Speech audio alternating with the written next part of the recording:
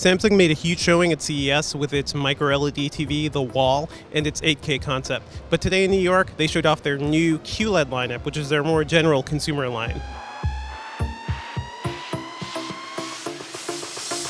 One big new feature this year is Ambient Mode, and this is a feature that lets you basically use your TV to blend into the surrounding wall around it when it's off. And using a smartphone, you just take a photo of the TV and the surface around it, if it's a brick wall or something like that, and the TV will process that image, color balance it, and basically try to match exactly what's around it. Based on some demos we've seen here, it looks pretty cool and pretty accurate. Several TVs blended into brick walls pretty easily, and from what we're seeing, it also looks like there are a lot of different surfaces that they could connect to as well. Ambient Mode can also display things like news and weather, which just turns your TV from something more than just a black, dark screen, once it's off, into something that's actually pretty useful and kind of cool looking. Samsung also improved its single cable technology, which is a thin cable that comes out of the TV and connects to an external box, and that's where all your inputs are. And also this year, it connects to power. Last year, you had that single thread and a separate power cable.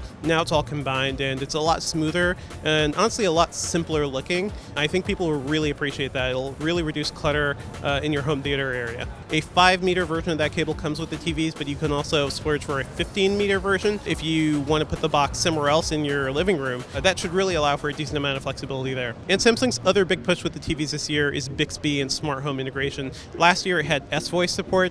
This year, the Bixby Smart Assistant is in there, and you could do things like search for TV shows or movies, or you can even do like a single command, like search for action movies starring Brad Pitt, and it'll figure that out. And Bixby will also connect with smart things on these TVs and supported devices, things like smart cameras and the Ring door alarm.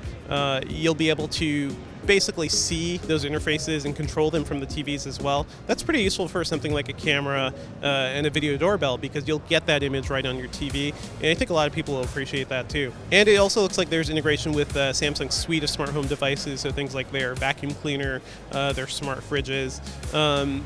That's a little more excessive, and I'm not sure if most consumers will even be equipped to handle those sorts of things, but it's clear that Samsung is building itself to be a big player in the smart home world.